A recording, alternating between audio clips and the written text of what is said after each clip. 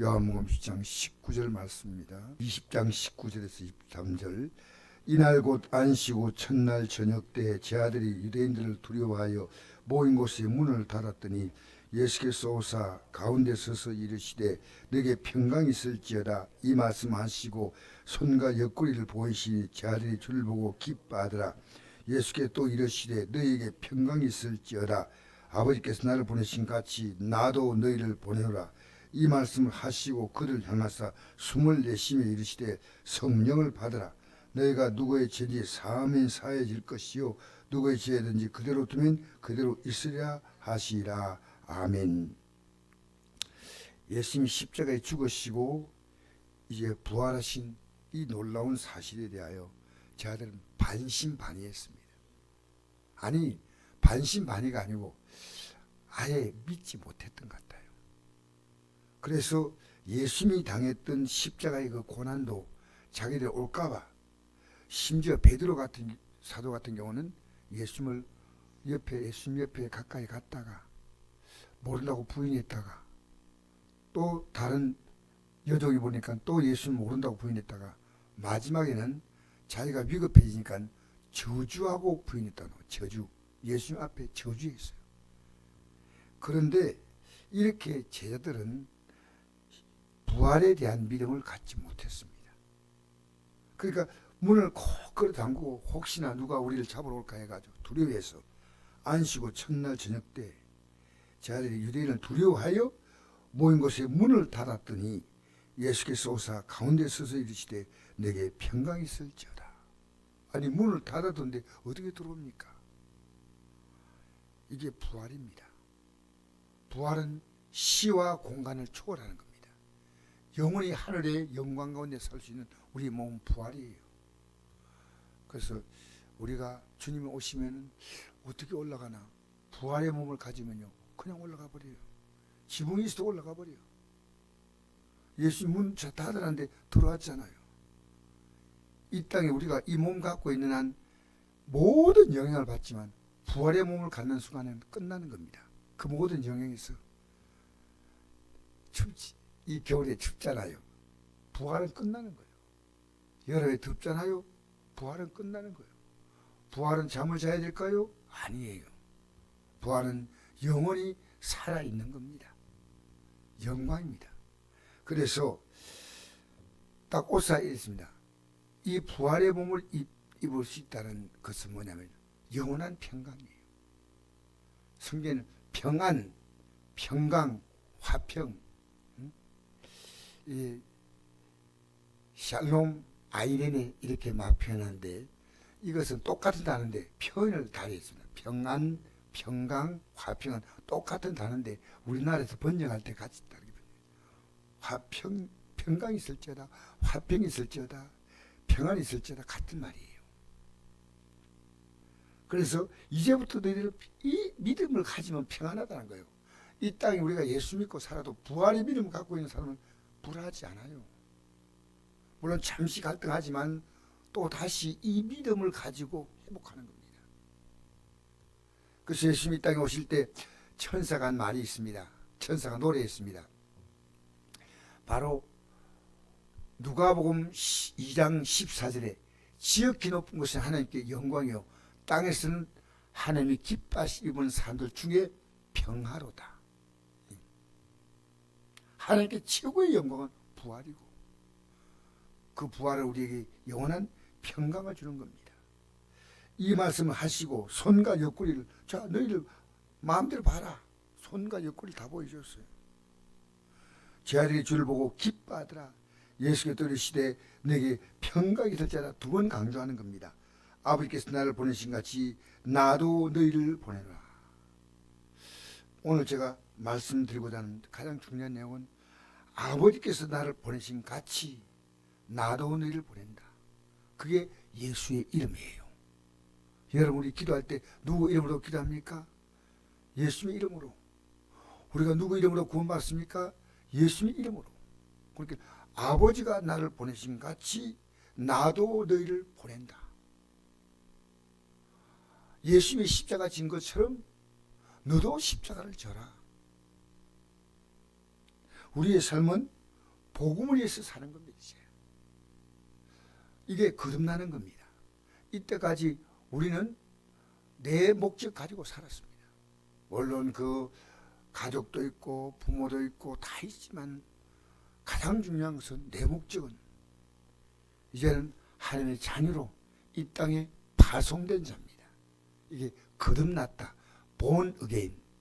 원어의 뜻은 안오된입니다. 위로부터 태어났다. 나도 너희를 보낸다. 그래서 이 말씀을 하시고 그를 향해서 숨을 내쉬며 이르시되 성령을 받아라. 이 성령 어떻게 받는 거냐? 반드시 회개하지 않으면 성령 받지 못합니다. 그러니까 사도행전 2장 38절에 베드로 사도가 성령 받고 나서 모인 무리들에게 말했습니다. 내가 각각 회개하고 예수의 이름으로 세례를 받고 제사함을 받으면 성령을 선물로 받는다. 뭐 이게 은사를 뭐 방언을 받는다, 방언 안 받는다 이게 아닙니다. 방언은 성령의 은사 가운데 하나예요. 성령의 은사 첫 번째가 뭔지 압니까? 혹시 아시는 분? 이게 중요한 겁니다. 은사 첫 번째 은사가요 지혜의 말씀이에요. 우리가 방언을 받는 사람도 있고 안 받는 사람, 방언 안 받으면 우리 교단이 이제 오순절 교단이니까요. 이 오순절 교단이 그걸 바꿨어요. 방언 안 받으면 성령 안 받은 거다 이 말을 바꿨어요. 왜? 은사 가운데 하나입니다. 방언을 받는 사람도 있고 안 받는 사람도 있습니다. 어떤 목사는 평생 방언을 못 한다 그래요. 자기는 성령 받았어요. 왜? 성령 받으면요 하늘의 지혜를 갖게 되는 거예요. 영원한 영생의 지혜를 갖게 되는 거예요. 방언하는데 믿음이 추락돼 가지고 불신자와 똑같이 살아가는 사람이 있습니다. 그러니까 방언이 되게 중요하다. 성령의 은사는 다 중요합니다. 지혜의 말씀, 지식의 말씀, 그 다음엔 믿음, 그 다음엔 병고침, 능력 행함 이렇게 나갑니다. 그 은사가 8가지 은사입니까? 그런데 성령을 받으면 이 세상을 바라보는 지혜가 달라져요. 우리의 삶의 구조 자체가 바뀌어요. 어릴 때는 애가 모르지만 눈을 뜨면요 이제 그 어린애 가슴 속에는요 꿈이 생겨요. 꿈이 생겨요. 제가 어제 어떤 목사님이 버린 양아들을 누가 버렸는데 이제 입양을 해가지고 키우는데 얘가 지금 우리나라의 역도 선수로서 21살인데 금메달, 은메달 따고 있습니다. 그리고 그런데 이 아들을 데리고 왔는데 이 아들을 믿음으로 키우면서 어느 날 운동장에 갔더니요 학교 선생님이 더 아무래도 체육에 힘의 은사가 있는 것 같다. 얘가 역도를 들어보니까 작은 애가 역도를 들기 시작해요. 그래서 그 선생님이 동원교회 집사님이신데 이 애를 키워냈어요. 근데 그게 참 제가 볼 때는요 우리에게 주어진 삶의 은사를 가지고 어떻게 샀냐 각자가 그 애가 믿음으로 살려고 그렇게 쓰는 거예요. 그게 귀한 겁니다. 믿음으로 우리가 각자가 주어진 이 땅의 삶을 달라도요 믿음으로 사는 겁니다. 부모님께 정말 효도하고 신앙생활 철저하게 물질생활도 하나 앞에 11조 생활하면서 모든 것을 주님 중심으로 살아가는 아들이라는 겁니다. 그래서 저 멀리 있는데도 이제 한 번씩 자주 이렇게 와가지고 예배 참석하고 또 가는데 여러분 우리의 삶에 이 땅에 살아가는 삶의 가치가 없다, 의미 없다는 거 아닙니다. 그걸 다 복음을 위하여 쓰는 도구입니다. 복음을 위해서. 우리는 엄청난 복음의 가치가 있는데 이 가치는요 나와 주님이 하나가 되는 가치예요. 아무리 강조해도 지나치지 않는 게 이 복음은 나를 진짜로 나르게 만든 거예요. 그래서 어제도 우리 목사님들이 우리 교회 모여가지고 뭐 이 성전 꽉 채우지는 못했지만 거의 뭐 꽉 찰 만큼 모였습니다. 목사님들이 여기서 같이 기도하고 얼마나 기뻐하는지, 서로 말씀 안에서 교제하고 기도하고. 여러분, 이 땅에 우리가요, 인간관계가 필요한 것은 그 베이스에는 이 복음입니다. 저는 오늘 오후에 어떤 다른 교회 성도님이 저를 만나 상담하자고 온다고 합니다. 오후에 만나서 상담하기를 원하니까 제가 상담을 해드리겠다. 이 복음을 드려야 되겠다. 교회 나가지만 보험관이 잘 안 돼 있기 때문에 내가 이걸 얘기해 줘야 되겠다. 여러분, 우리의 꿈은요, 아버지의 파송을 받은 자로 사는 거예요. 돈을 써도 저는 물질 하나도, 과거에는 나를 중심으로 한 가치 체계를 형립했지만 이제는 복음입니다. 내가 왜 건강해야 하느냐? 복음입니다. 내 모든 가치는. 그리고 여기 이런 말씀합니다. 너희가 누구의 죄든지 사함을 사해질 것이고 누구의 죄를 그대로 두면 그대로 있으리라. 왜냐하면요, 아버지의 파송을 받은 자가 할 수 있는 것은 십자가로 말미암아 제사함이에요. 여러분, 누구라도 이 예수님을 영접하면요, 일생에 지은 죄가 순식간에 다 용서됩니다. 너무 신기하지 않습니까?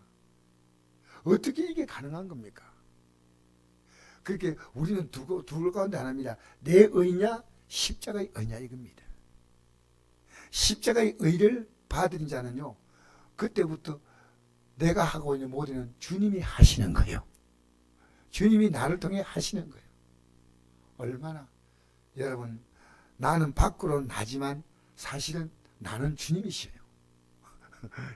오해하지 마십시오. 갈라디아 2장 6절 보니까 이런 말씀이 있습니다. 내가 그리스도와 함께 십자가에 못 박혔나니. 그런데 이제는 내가 사는 것이 아니요 내 안에 그리스도께서 사시는 것이다. 예, 내가 육체 가운데 사는 것은 나를 사랑하사 나를 위하여 자기 자신을 버리신 하나님의 아들 믿는 믿음 안에 사는 것이다. 저도 어제 찬송을 인도하는데 이렇게 찬송인도 끝나고 나서 목사님들이 그래요. 목사님, 과거에 춤을 좀 춰봤습니까? 이런 거예요. 저는 춤을 잘 못 춰요. 근데 찬송을 부르면서 나도 부르기 하니까요, 목사님, 우리는 못 따라가겠습니다. 그 제가 하는 거 아니에요. 나도 모르게 그 스스로 주님이 하게 하시는 거예요. 주님이. 여러분, 나답지 않은 내가 나오는 게 주님이셔요. 주님은 우리에게 지혜를 주시고요, 말씀도 주시고요, 은사도 주시고요, 주님 못 주실 게 없습니다. 우리는 주님과 언약의 관계인데요, 주님은 이렇게 구약 보면 전부 언약이에요. 내가 어떻게 하겠다. 그럼 인간은, 세상의 언약은요, 주는 자가 있고 받는 자가 할 일이 있습니다. 주는 자의 약속, 받는 자가 해야 되는데, 성경의 언약은요, 주시는 분을 따라만 가면 돼. 여러분, 세상의 언약은요, 할 일이 많지만 우리는 주님만 따라가면 돼. 여러분, 출애굽 과정에서 모세는 따라만 간 거예요. 그럼 주님이 다 하시는 겁니다. 사실은 기도는 뭡니까? 주님이 하시는 게 기도입니다. 할렐루야. 우리 제사도 주님 힘주시고 주님이 다 하시는 거예요.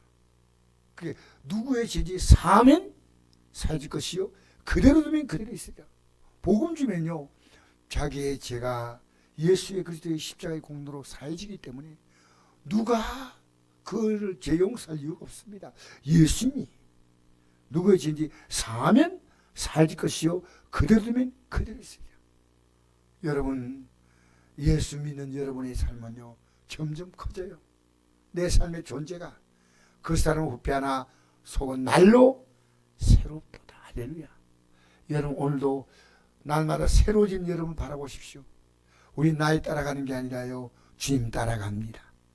내 힘으로 살아가는 겨우가 아니라 주님으로 살아가는 넉넉함이에요. 풍성함이에요. 오늘도 그 주님의 생명으로 가득한 하루를 출발한 여러분의 지혜는 아름답습니다.